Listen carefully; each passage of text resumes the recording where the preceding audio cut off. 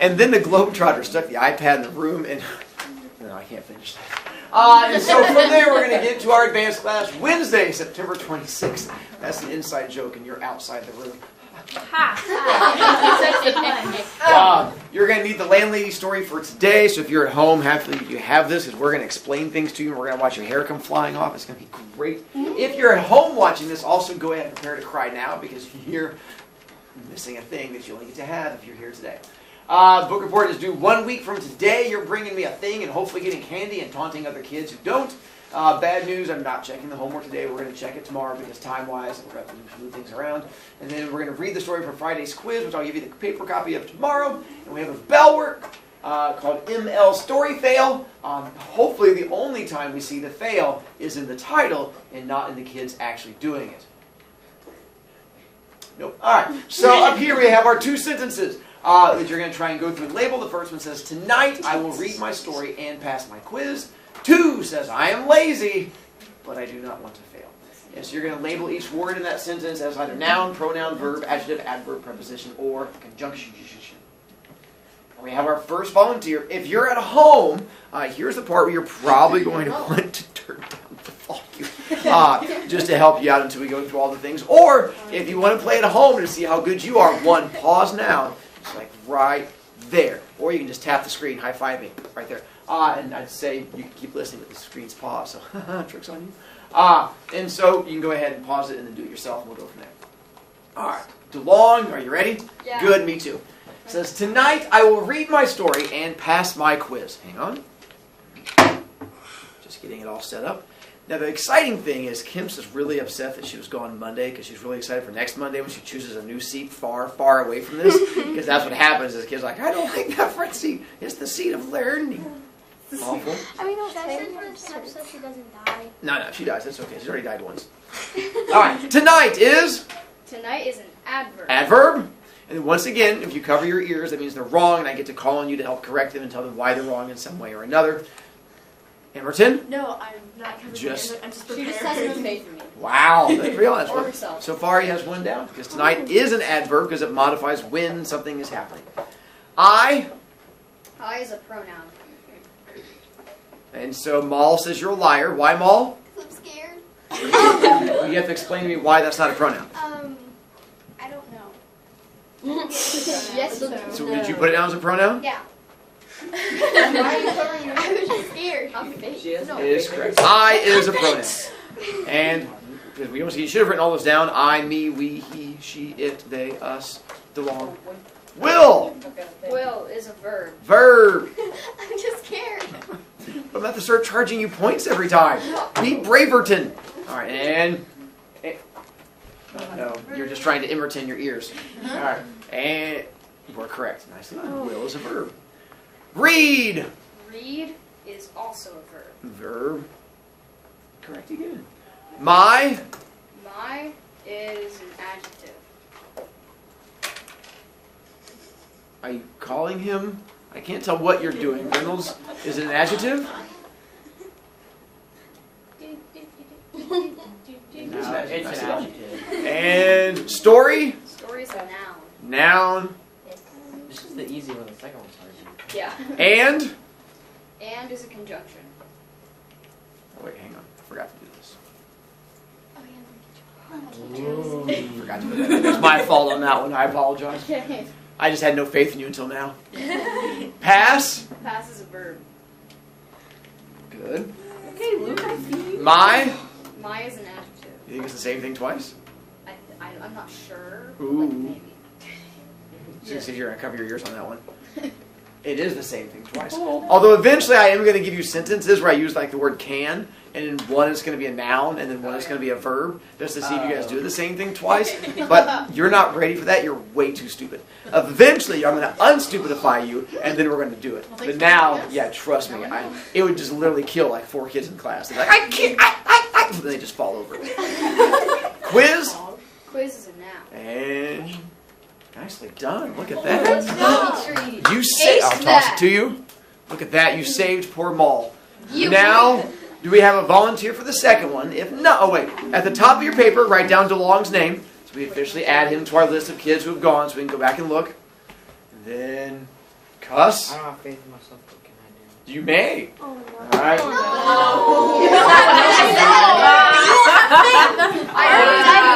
So- Why are you making that again? Have you? It's okay, I got you, Lucas. Did you label all the words? Yeah. All right. Write down Cuss's name at the top. We'll see how this goes. We're going to die. I am lazy, but I do not want to fail. I mean, it seems I apologize. I will put yours out early. I will have faith in you. You are allowed one mistake. The second one erases the candy. All right. It's And before you begin, you guys said the second one is tough.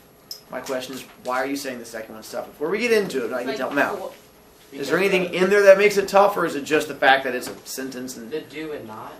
And the two. I agree on those, which is why I'm hoping this part helps you out. Because you know there has to be one preposition in there. I know what's So that's going to be part of the one that's going to help you out. And the fact that there's going to be like one adverb. And a lot of kids are going to switch adverb and preposition. I'll help you out. The adverb is modifying a noun in some way. Modifying a verb in some way. So it's where it's going to be telling you more information about that verb. All right. So I was just checking. All right. So you said I is? Pronoun. Pronoun. Nicely done. Am? Verb. Verb. So far we're on fire. Lazy? Adjective. Adjective. All right, so far good. But? Conjunction. Look at that with confidence.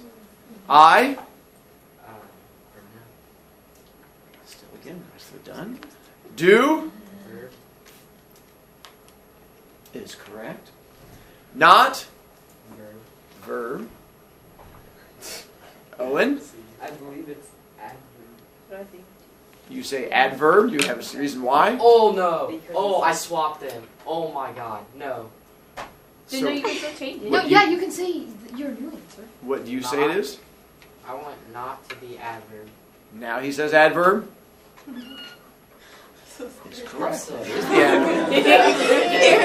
Every conjunction, will not, do not, cannot. The not is an adverb because it's modifying that verb it connects to. Not is the tricky one that throws most people off. Want? Isn't. Okay, I'm about to say adverb. It's a verb. To? Preposition. Okay. Fail? Verb. Yeah. I had faith in you. Yeah! I was looking for the actual Even Lucas can do They it. all saved you, Mal. Conjunction. How incredibly disappointing.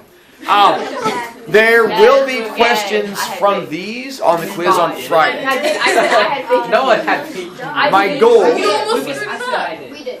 if you have gotten those down correctly, it'll help you on the quiz. Because I'm going to refer back to this when it comes to the quiz to try and help those kids out. But now, it's gone. So now let's take a look at our story of the landlady. We have two characters so far. Who's our first character? Billy Weaver. How can you describe Billy? 17-year-old. Business secretary. Works for me. And the Dead. other character is? Lady. How do we describe her? Creepy. Creepy. Works for me. Ka? Illegal. Well, where we stopped, when you watched the video, the part that we stopped at. Yeah. This we have to there. And where was it Billy was planning on going to? Where does he end up going? The bed and breakfast. The bed and breakfast. And then, let's see, we got through, did the foreshadowing, which is going to help you. And then, who wears the trilby hat? Why is the dachshund important? Because it is a dog. Important because it turns out the fact that she can keep track of animals and stuff like that. Because it is and the carrot. And the carrot that's in the cage. And then he ends up going in. Oh, who else is staying there? The mom. Wait. No lady. What? No, besides, it's her place. No one. Correct. So we find out no one else is staying there. It's just the two of them. And then we got to the water bottle. The hot water bottle where she said, hey, to keep the sheets all a little bit better, have a hot water bottle to help you out and stuff like that. And then we went to this back side. And we just, they had gone up the stairs. And you guys are accusing her of being creepy, although you have no evidence to back it up. Because she is creepy. You're just being all attacky of old people. I mean, women. You're not women of a certain age. Liru? she is creepy because every one of your stories so far has been creepy. So that means that you have to have a creepy person. She has to be creepy. That is a nice inference, but at the same time, it would be just like the story if we are doing a story about irony, where it could be the guy who's creepy and you just don't see it coming. Why do you like Ball. He's like, I agree with that little statement. Just, you're creepy, so the story has to be creepy. But if I'm creepy, can't the boy be creepy? No. Oh, never mind. Boys aren't creepy. So we're on the back side. That first part, they were going, let's see. Oh, she said go sign the register, right? Yeah. Go sign the book thing. All right. So on the back side where it says go sign the register, now we're on the back side of the papery thing. All right. So a few minutes later, after unpacking his suitcase and washing his hands, he trotted downstairs to the ground floor and entered the living room. His landlady wasn't there, but the fire was glowing in the hearth, and the little dachshund was still sleeping in front of it. The room was wonderfully warm and cozy. I'm a lucky fellow, he thought, rubbing his hands. This is a bit of all right. He found the guest book lying open on the piano, so he took out his pen and wrote down his name and address. There were only 2 other entries above his on the page, and as one always does with guest books, he started to read them. One was a Christopher Mulholland from Cardiff. The other was Gregory W. Temple from Bristol. That's funny, he thought suddenly. Christopher Mulholland. That kind of rings a bell. Now, where on earth had he heard that rather unusual name before? Was he a boy at school? No, that wasn't it. Was it one of his sister's numerous young men, perhaps, or a friend of his father's? No, it wasn't any of those. He glanced down again at the book. Christopher Mulholland, 231 Cathedral Road, Cardiff. Gregory W. Temple, 27 Sycamore Drive, Bristol. As a matter of fact, now that he came to think of it, he wasn't at all sure that the second name didn't have almost as much of a familiar ring about it as the first. Gregory Temple, he said aloud, searching his memory. Christopher Mulholland. Such charming boys, a voice behind him answered, and he turned and saw his landlady sailing into the room with a large silver tea tray in her hands. She was holding it well out in front of her and rather high up, as though the tray were a pair of reins on a frisky horse. Quick timeout. So he signs the book, and what does he notice about the book? There are only 2 other people. Only 2 people in there, and beyond that also, the name sounds familiar. So he realizes he goes and signs the book. He's like, only 2 people. So apparently she doesn't have very many visitors or guests, but apparently that happens when people think she's creepy. But of those, he actually recognizes the names. And then she brings in tea. And the way it says that she brings in the tea, props. And so it says she brings in the tea, holding it up nice and high and like the reins of a frisky horse. So normally, if you were to bring in tea, you sort of walk with your tea tray, trying not to spill it. So I'm like, tea tray, I don't want to, and dump it on someone. That'd be awful. But that's not how she brings it in. She brings it in like this. And then sets the tea tray down. That's weird. Translates to creepy. It might be slightly odd, but once again, we've already said she's slightly dotty and a little off, but she does bring in the tea in a slightly different method. But, once again, she's just bringing in tea, so relax. I just happen to point that out because it's a weird description. She put freaking sleeping gas in the tea and then... They sound somehow familiar, he said. They do? How interesting. I'm almost positive I've heard those names before somewhere. Isn't that queer? Maybe it was in the newspapers. They weren't famous in any way, were they? I mean, famous cricketers or footballers or something like that. If you don't know what cricket is, it's a sport over in England, sort of like baseball, but you play it over like 4 days, and it's really interesting. But it looks something like that. She's thinking that maybe they're like sports stars. He's like, is that why I know the names? I have a conspiracy theory. Good, hold on to it. No. We'll come back to your conspiracy. You can hate on her later, you horrible person. No. Famous, she said, setting the tea tray down on the low table in front of the sofa. Oh no, I don't think they were famous, but they were extraordinarily handsome. Both of them. I can promise you that. They were tall and young and handsome, my dear. Just exactly like you. Once more, Billy glanced down at the book. No, look here, he said, noticing the dates. This last entry is like over 2 years old. It is? Yeah, indeed. And Christopher Mulholland's. That's nearly a year before. That's more than 3 years ago. Dear me, she said, shaking her head and heaving a dainty little sigh. I never would have thought it. How time does fly away from us all, doesn't it, Mr. Wilkins? It's Weaver. W-E-A-V-E-R.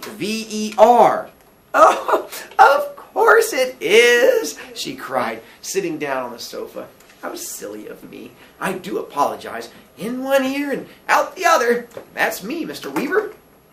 You know something, Billy said. Something that's really quite extraordinary about all this. Sorry, I forgot the accent. I apologize. It's back now.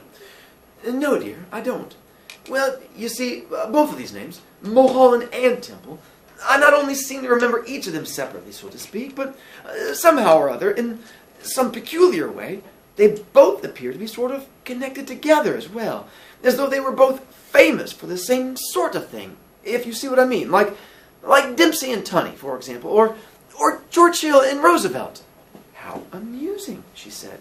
Once again, names if you don't recognize them. The first they said, which was Dempsey and Tunney, were these famous boxers whose names were everywhere because they kept fighting each other in these big title weight bouts. And so because of that, their names were always connected. It was Dempsey, Tunney, Tunney, and Dempsey. And then the other two, hopefully you know Churchill and Roosevelt, from... We know them. I don't know them. President. One's a president, who was the president of the United States during World War II. Churchill was the Prime Minister. Nice, so done. Prime Minister of England. So they were also connected together throughout World War II. They're the ones who fought together against those Nazi people who apparently made poor choices and stuff like that. Dun, dun, dun. All right, let's see how amusing. How amusing, she said. But come over here now, dear, and sit down beside me on the sofa, and I'll give you a nice cup of tea and a ginger biscuit before you go to bed. You shouldn't really bother, Billy said. I didn't mean to do anything like that. He stood by the piano, watching her as she fussed about with the cups and saucers. He noticed that she had small, white, quickly moving hands and red fingernails. I'm almost positive it was in the newspapers. I saw them. I'll think of it in a second. I'm sure I will. There's nothing more tantalizing than a thing like this, which lingers just outside the borders of one's memory. He hated to give it up. No, wait a minute. Just wait a minute. Mulholland. Christopher Mulholland. Wasn't that the name of the Eton schoolboy who was on a walking tour through the West Country? And then all of a sudden, milk? She said. Sugar? Oh, no. Yes, please.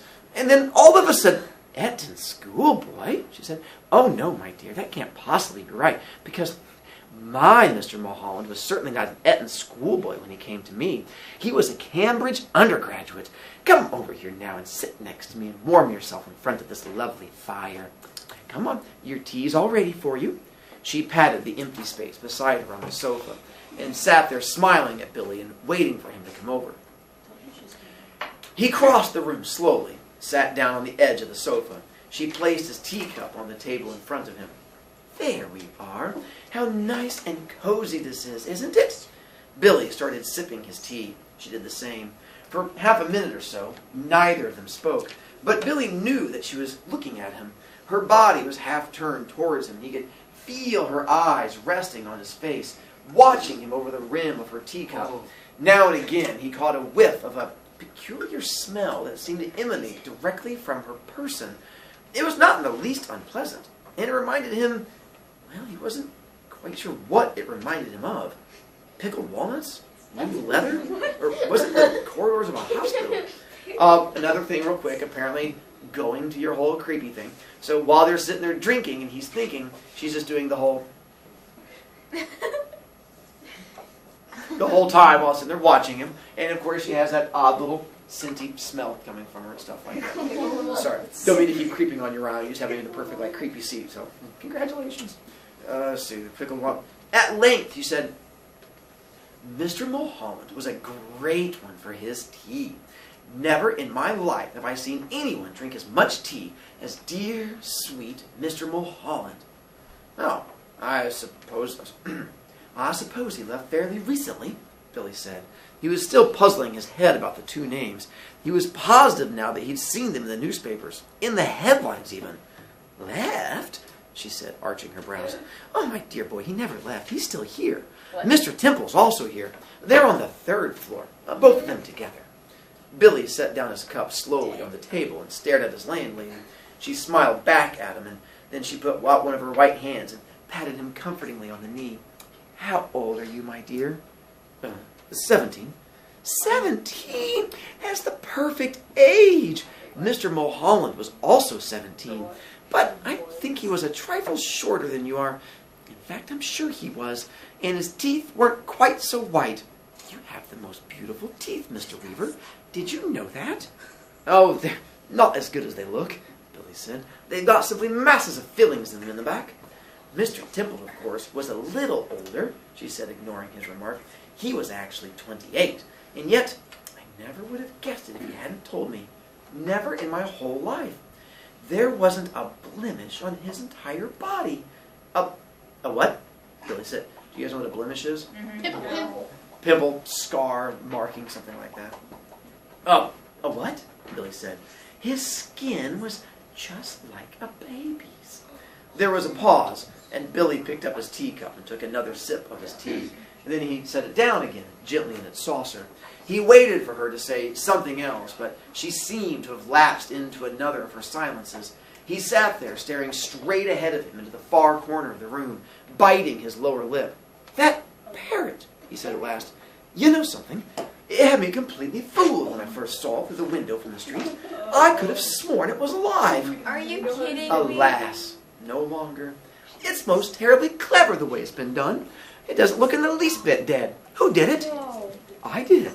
"Wait, you did?" "Of course." "And have you met my little Basil as well?" She nodded towards the dachshund, cuddled up so comfortably in front of the fire. Billy looked at it, and suddenly he realized that this animal had all the time been just as silent and motionless as the parrot. He put out a hand and touched it gently on the top of its back.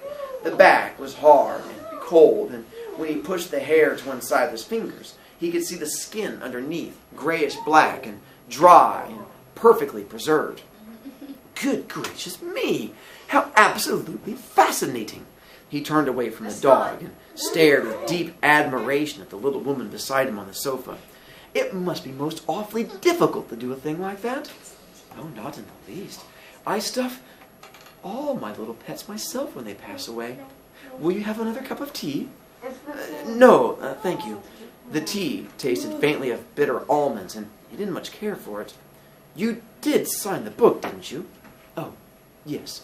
That's good. Because later on, if I happen to forget what you were called, then I can always come down here and look it up.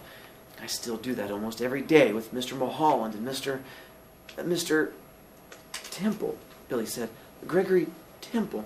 Excuse my asking, but haven't there been any other guests here except them in the last 2 or 3 years?" Holding her teacup high in one hand, inclining her head slightly to the left, she looked up at him out of the corners of her eyes and gave him another gentle little smile. "No, my dear. Only you." And This where I all stopped. plays to my conspiracy theory. So, unfortunately, I have to go quickly on this next part because we're running out of time. Here's where our foreshadowing clues come in and play an important role. Billy's tea tasting of bitter almonds. It's poison. Poison almonds, or if you eat too many, they have cyanide. And cyanide from them, and so that's the bitter almond taste is always a signal of cyanide. If his tea tastes like bitter almonds, what does that tell us? He's gonna die. And that's going to tell us the dog and parrot are taxidermy. She's a taxidermist. She's not good at living things, but she sure stuffs dead things well. No! She's aware of the skin conditions of her previous Because she guests. stuffed them. No, she's a dermatologist. I call it hobby time. Hobby. She smells like a hospital. Because she pickled her patients. The chemicals that she uses to do all the taxidermying is why she smells like that. She keeps pushing Billy to drink his tea. So he can die. He recognizes the names of the past residents. Because they were all the things were missing. That's my conspiracy theory. She wants to make sure he has signed the book So she So knows she he's knows killed. she killed him. so she can keep track of his name. Nicely done. It's And then there's other little things. When he arrives, no other hats or coats in the closet. Because then she explains that they were all alone and the only others never left. But they did. They did. The price of the room being so cheap. That's just So he dumb. would stay. Seeing the dog and parrot because the price of the room being cheap because she wants to make sure he stays there. And then opens and rings the bell. And then waiting on him. And then now here's the part where Yes. we're running out of time. We're going to try and be quick as we can. Those of you at home, you don't get to see the next I part. think not. Bye. I told